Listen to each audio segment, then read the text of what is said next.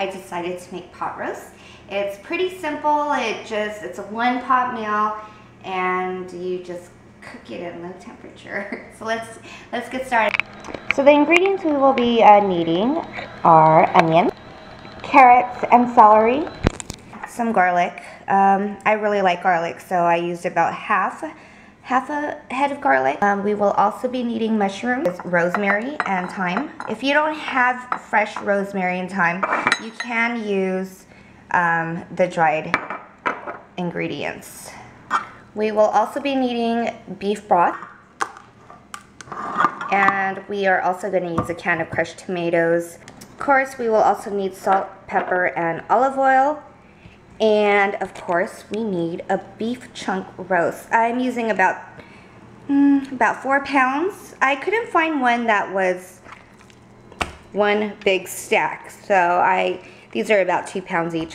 I'm going to go ahead and season this with salt and pepper, and then I'm going to caramelize it in the pot. So let's get started.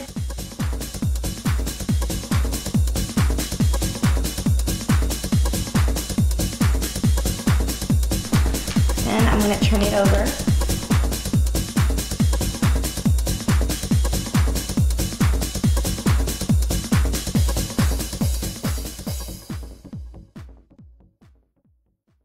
I went ahead and I added oil to my pan. I'm going to go ahead and caramelize this meat right here. And you want to kind of just leave it on there until it creates a crust on the bottom. I'm going to do this twice. With this one, when that's done, I'm going to go ahead and take that out and add the other one in. Well, I am still caramelizing the second chunk roast, and I think it's ready because you can smell it. So this piece of meat caramelized really well. Here, we want it to cook it this way because we want to seal in all the flavors. You should really smell it. It smells amazing. What I'm going to do now is I'm going to go ahead and add the other piece of meat. Lower this. Go ahead and add that on there. All the juices. Want to keep all that flavor in there. Next, we're going to go ahead and add the celery.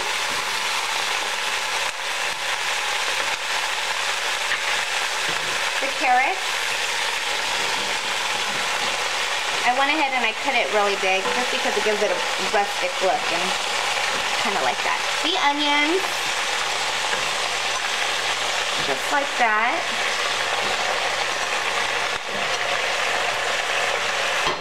The garlic. Rosemary. Rosemary is very potent, so you don't want to add a lot. 2 sprigs will do. Thyme is not that bad, so we can go ahead and add half a bunch of this. Go ahead and add the button mushrooms. And if you have red wine, you could go ahead and use that. I would use about probably half a bottle, so that's about 2 cups. Or you can use water, or I'm going to use beef broth because it gives it more flavor. Probably just going to use half the can. I'm not going to use that much of it. And you want to put the whole can of tomato sauce in there. So that is it. Go ahead and get all the remaining out of there.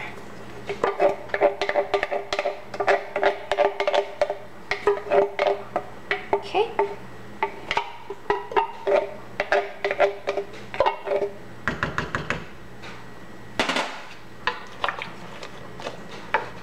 Just gonna push it in there.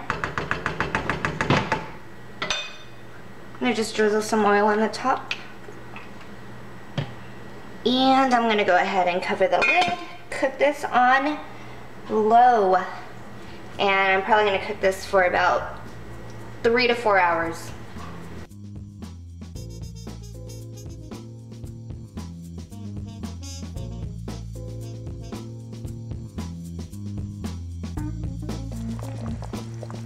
This is how it looks like after 4 hours of cooking. kind of looks gross. I'm poking the meat to make sure it's tender, and it is. So I'm gonna go ahead and take the meat out and cut it.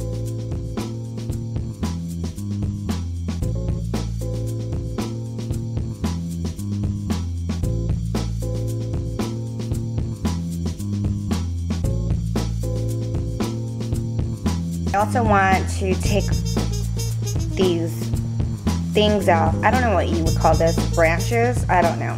It's where the rosemary and thyme was attached to. But you definitely want to take that out because you don't want to leave that in your soup. So there's the meat. I'm going to add the vegetables on top of it and the sauce. If you feel that your sauce lacks flavor, you can go ahead and add more salt and pepper to it.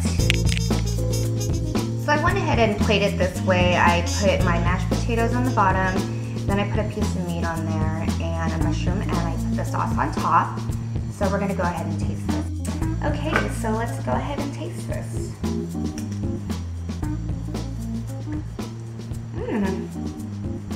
Really good.